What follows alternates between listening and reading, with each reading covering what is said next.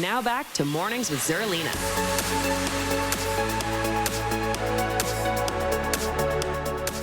Welcome back to Mornings with Zerlina. Joining us to discuss what just happened in South Korea is Matt Duss. And he was recently with us to chat about other issues related to international policy, Executive Vice President for the Center for International Policy. Good morning. Thank you so much for being with us. Good morning. Glad to be here. Thank you. So, help us understand first who the president is and the circumstances when he was first elected and became the president of South Korea, because I think that's helpful in understanding how what recently happened.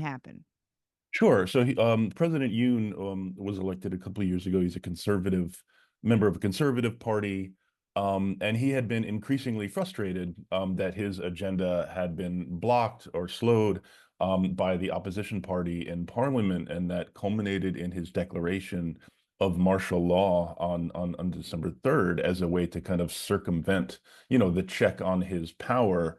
Mhm. And we've seen just over the past week how that didn't quite work out the way he wanted.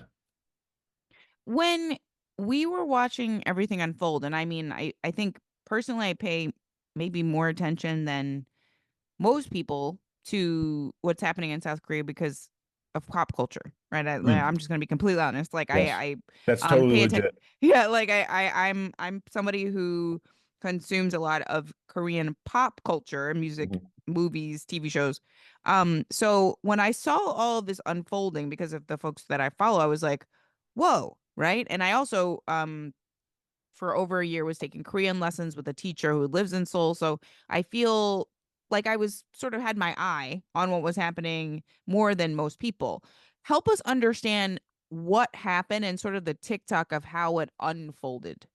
Sure. I mean, it is pretty interesting and in some ways encouraging the way that, South Korea's democracy. And let's step back and remember that Yeah. South Korea's been a democracy since 1987. Before that, it was various forms of dictatorship. But there was a movement in June of 1987, kind of remembered as the June Democracy Movement, that established this democratic republic, which is an enormous credit to the people of South Korea, and it has endured. We've seen, elections since then, peaceful transitions of power. And again, it seems to have withstood this effort to assert authoritarian, unchecked power. So yeah, you had the declaration on December 3rd from the president, and then you had an effort by the military and the security services to prevent members of the legislature from convening in the required numbers to to essentially veto, to Hmm. kind of use a legislative veto to block that order. So you had members of this of the security services infill coming into the parliament building, and there's evidence they were had orders to arrest certain members of the opposition, all to prevent the required numbers of parliamentarians to use their democratic power to put a check on the executive, and that didn't work. Even the president's own party has said that, the leaders of that party have said that this was an inappropriate use of the president's power. And now we have essentially this martial law order has been withdrawn. The president himself is now under he is not allowed to travel internationally, which is Hmm. pretty well understood as a prelude to his own arrest, which would be pretty unprecedented. You have had former South Korean presidents arrested, charged with corruption, but not a sitting president.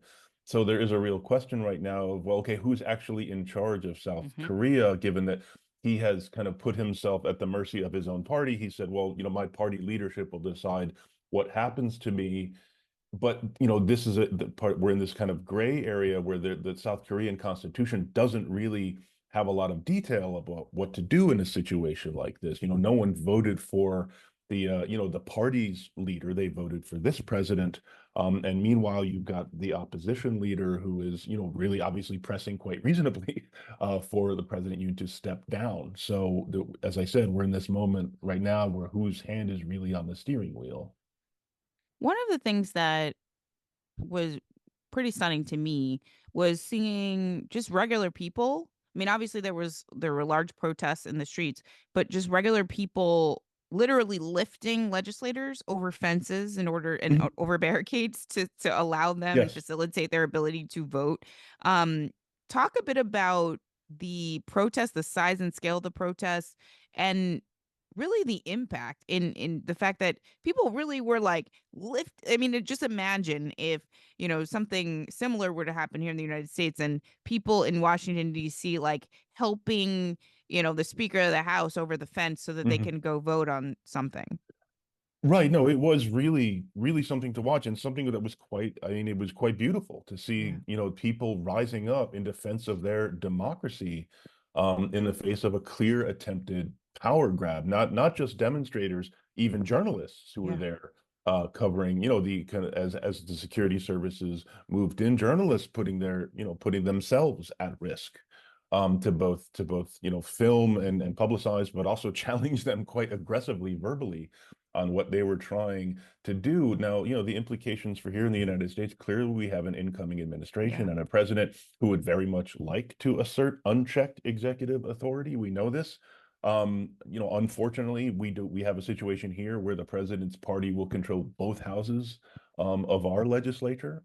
It will not be under control of the opposition as it is in South Korea, but um, so he's not going to have that problem. But should the president do something like, invoke the Insurrection Act, which a lot of people have suggested he might do, which empowers the president to use the U.S. military domestically, for whatever reason. I mean, the president has the power to simply invoke this, unchallenged, and there is very little that the Congress or anyone or the courts really can do about it.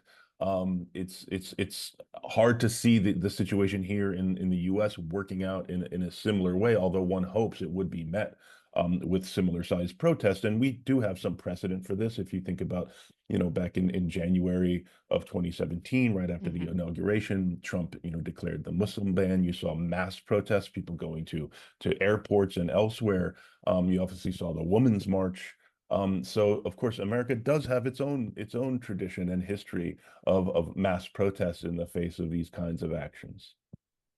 It's a important point linking us to what's happening in South Korea. And it's also important linking the importance of the media. Hmm. Because one of the things that I've been thinking a lot about is just the initial days of the Trump administration. Like I remember being in Washington D.C. on set for a TV segment on the day of the Women's March, and I remember um the journalists. I'm not going to name. I'm not attacking anybody, but they were like, "Is this gonna matter? Like, is this really gonna matter?" And I just find that framing by the media when there is a large protest, the largest at the time in history, um, especially because there were protests happening all around the world, right? And Yes. for me, I'm sitting there watching people in London protest the American president, and I was like, wait a minute, I've never gone outside to protest like the new prime minister. So Yeah. this seems like bigger than we even realize. And I think that the fact that there was a global response, even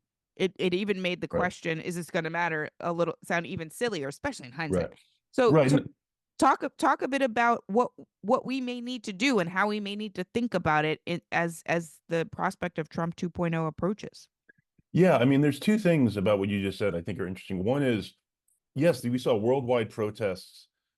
And that's, I think, a reflection of the fact that the decisions that are made in the United States have enormous impact around the world, on communities around the world that did not get to vote for our president. Our foreign policies, our economic policies resonate, and sometimes directly, sometimes indirectly, but they actually impact the lives of millions upon millions of people around the world. And I think that's something a lot of Americans don't quite appreciate enough. And certainly, as you indicated, members of our media don't appreciate enough. But the second thing is, yes, the problem with our media coverage is often that people who do this reporting, and I know this is not you because you have an experience with this, you understand this, but so many people see who work in our elite media establishment, they just see politics and power as an elite game. And Right. they don't really have an understanding of how, especially in democracies, but not only in democracies, the true power really lies with people. Right. And people can change their reality. They can show that power and organize when they have to. And that's what we saw in the United States, not just after Trump's election. We saw this obviously in the streets in the summer of 2020 after the murder of George Floyd, some of the biggest protests in the history of our country. We've seen this in the streets after the start of the Gaza war. And we've seen this obviously in South Korea, but we've seen it in many other places around the world ongoing. You're so right about the elite media. I mean, I was talking even earlier in the show about how I've always felt like an outsider in that space. And the reason why is because I definitely feel more connected to activism and being in the streets. I mean, this is just like even my family history, but I also, um, I feel like whenever I would watch and read their coverage of activism and protests, they're like, "Why are you guys making so much noise?" Like Right, they always cover it as if, "Oh, this is a disruption. We have to get back to business as usual." And right, I'm not saying that they don't cover it because it's good TV, right? They need the ratings, but that's a conversation for another day. right. Um, they cover it like, "Oh, this is a disruption from the normal course of business, and we have to get back to business," right? They're always like, Yes, "We have to of get course. back to business, and we can't have this interruption." Even if it's for a righteous reason. And Yes. that's always bothered me. Right. Always. And I think I would just raise something here in a U.S. context that's really relevant now, because one of the biggest moves we've seen over the past few years, and it's something actually I think the Biden administration has done right, is kind of the move away from the kind of neoliberal global economic trade order, Hmm. right? The recognition that this global trade order was not working for Americans. It had deindustrialized big parts of the country. It had shipped jobs overseas. And if you go back to late 1999 and 2000, I mean, this year was the 25th anniversary of the Seattle protests that shut Hmm. down the WTO. Right. 25 years later, we recognize those people were right, right? The concerns that they were raising, the environmental concerns, concerns about corruption, all of that we saw expressed on the streets of Seattle, and then a few months later in the streets of Washington in protests against the IMF and World Bank. Now that memo has finally landed. But at the Right. time, all of the elite media, from Tom Friedman all across the board, were like, look at these. They don't understand how economics works. They don't understand the magic of the market. And they scoffed at them as they always scoff at protesters, as you said, but those protesters were right. And Hmm. we need to remember that as we see, elite media scoffing at protesters all the time. Yeah, I don't think it's the protesters are the ones having difficulty understanding what's going on. That's right. I would say the opposite's actually true. One of the things I've been thinking a lot about as we talked to an expert yesterday about what's happening in Syria. We've talked to you previously about what's happening in Gaza. We're talking about South Korea this morning. Obviously, there is a quote unquote ceasefire in Lebanon Mhm. and with Hezbollah. But I feel like that's a lot of I'm named off, several. There's a long list here, growing Mhm. list of hotspots all around the world right now, and we're facing the prospect of Donald Trump being back in office. And I am when I try to wrap my brain around that, that's when I shut down actually. Yeah. So just talk a bit about the way you're thinking through the level of emergency that we're in globally, um, with the prospect of Trump being back in power. I Yeah. mean, and obviously the cronies and the corruption of that we're already seeing with his cabinet selections. Yeah, obviously, there are serious concerns with some of the people that Trump has named. I mean, and with Trump himself, as we saw during his first administration, Trump sees his own unpredictability as an asset. The fact that what people don't know what he'll do. Will he, will he kind of issues these threats and then he pulls back on the threats. And that's an approach that might work when you're kind of a real estate mogul and a celebrity who's trying to make deals on new buildings in Manhattan. But as the leader of the most powerful military in the world, Right. it does take on a bit more gravity, and it's much more dangerous. And of course, we were at the brink of war several times Hmm. during Trump's first administration, and in many ways got lucky that we weren't in war, for example, with North Korea or with Iran at various times. So I think that unpredictability and recklessness is concerning. At the same time, I think even the Biden administration, which Joe Biden had a reputation, frankly, in my view, unwarranted as being a very skilled foreign policy Hmm. mind. I gotta say, looking at, I do give them credit for some of the things that they did on foreign policy, but I think in the Middle East, in particular, I think that their legacy will not be good.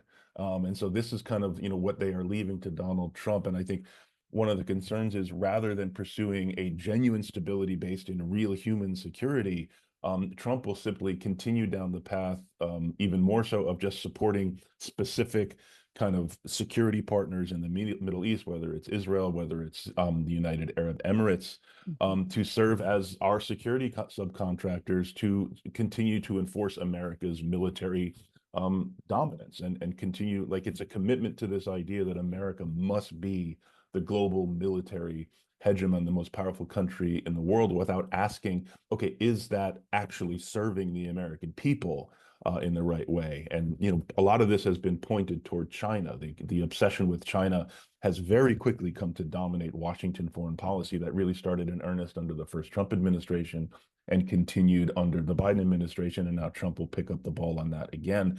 And I'm really concerned that seeing the U.S. China relationship primarily as one of competition will lead inevitably to conflict, and that Mhm. is good for no one in the world, certainly not Americans or the people of China or anywhere else. I didn't even mention Ukraine on my list. I just realized that. Yeah. And I think that when you're thinking about dictators like Putin and dictators in other parts of the world, and now the prospect of Donald Trump, who has said he wants to be a dictator, regardless of what the media and how the media frames it. I feel like we haven't lived in a moment in history in my lifetime where America was on that list of Hmm. countries with an anti-democratic leader. How does that change the global picture? Yeah, well, you're right. I mean, I don't think we've seen, at least certainly in our lifetimes, a leader who has kind of had the kind of clearly authoritarian leanings of someone like Trump. We've certainly supported leaders Yeah. many, many times who share those views and much, much worse, and we are doing that right now. But, I think seeing a leader like this is obviously already kind of putting wind in the sails for right-wing authoritarian ethno-nationalists around the world. It's going to have severe implications not only domestically for communities here in the United States, whether it's immigrants or Right. LGBTQ people, run down the list of kind of disfavored minorities that Trump and his movement have made clear that they want to target, but it's also kind of liberal and left NGOs. And this is a moment where I think a lot of us who work in the foreign policy space, we have partnered with allies who work under situations of real pressure.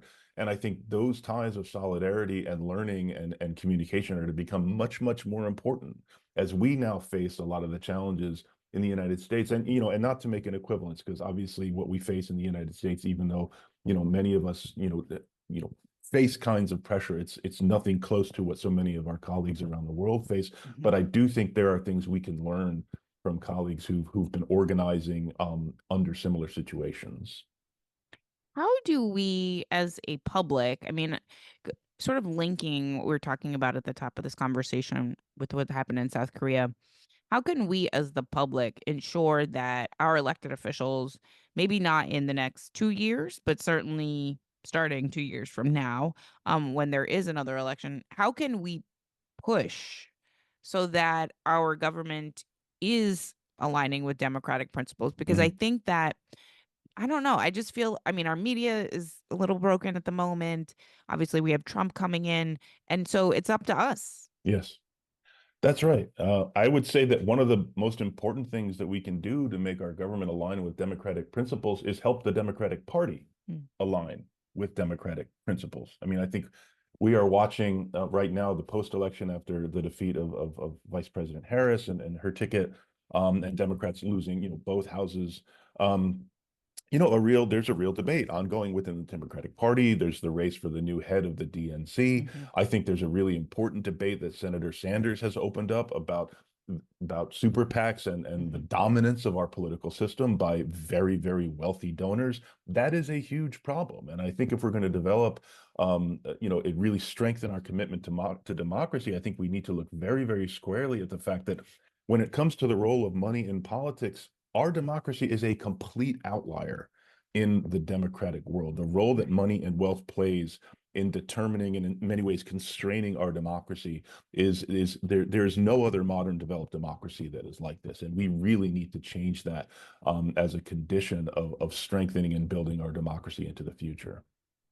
Oh, I agree with that 100%. Every single problem can be explained by money and politics. Like Mhm. like basically when you're looking at the corruption in Washington, you're like, why is it that when you go to Europe, the food tastes different and they don't have all the poisonous chemicals in the food? And you're like, oh, money and politics. Oh, why is it that, the air in particular parts of the country or the water is poisonous? Oh, money and politics. Like that's the answer to most of the concerns people have. Why does it feel like, it's corrupt? And when people run on a certain thing and they get elected and they get there and they don't do the thing Right. that they said they were going to do, money and politics. It's And why, always the yeah, answer to the right. question. And why do we have so few members of Congress who've ever had to work a real job? Why do we Mm, have so few people who are able to run, who understand what it's like to live paycheck to paycheck, right? right. Because our system selects for the very privileged. I feel like we're actually getting to a place where people are finally understanding that. I mean, this is why it's so ironic that a platform like TikTok is potentially going to be banned in a month because it Hmm. is one of the platforms. And I obviously was there for the beginning of Twitter, and obviously the conversations on Twitter. What's happening on TikTok reminds me of early Twitter, right? Yeah, In a lot of ways, but it's even better because people, you see their faces and yeah, they're talking about their experiences, the ability to story tell. So the way in which people are becoming quickly radicalized yeah, and understanding why the corruption is happening, not just complaining about the corruption. yes. I feel like I'm like, that's why they're trying to ban this because we're figuring it out. We're seeing the matrix. I think that's right. But I think the flip side of that is like if they ban TikTok, something else will happen. Yep. Because people, as you said, there's all kinds of tools out there for people to communicate, to hear other perspectives. The old media's gatekeeping function has completely collapsed. There's a downside to that too, is that often people don't know what's true and what's not. But I Right. think there is there is so much discontent with our system as it is, that I have no doubt that should they shut down TikTok, people will find other tools to communicate this. Oh, we definitely will find other tools. I mean, I hope they don't shut down TikTok, and I think we're hopefully able to still continue to use it, but we're gonna figure it out. And I think that now, I mean, I want the mainstream media to actually recognize that their role is essential and important in our functioning democracy. Unfortunately, the way it is situated right Hmm. now, under what, six companies, Hmm. um, it makes it quite difficult to unless you have that unicorn journalists and that these people exist, right, that are really really serious about doing the right thing, and I'll put the right thing in quotes. Hmm. um and then there's everybody else, and so we do live in that environment, so that independent media, local media, which has been decimated, is so much more important. Matt Duss, Executive Vice President of the Center for International Policy. Thank you so much for being back with us and talking through all of these issues. Because what was happening in South Korea, I was like, what is going on? And it was like in my feed because I follow it for other reasons. Um, but I feel like connecting all of these issues and taking a message about how we as the people can fight back to protect our democracy here in the United States is a very, very important thing for us and our listeners to consider. So thank you so much for being with us and having this conversation this morning. Thank you. Very glad to. We're going to take a very quick break and we're going to chat with Shannon Watts, the founder of Moms Demand Action, also one of the organizers of the White Women for Kamala Harris call that you all know we spoke about earlier in the fall, and the author of the forthcoming book, Fired Up. We're going to talk to Shannon Watts on the other side of this break.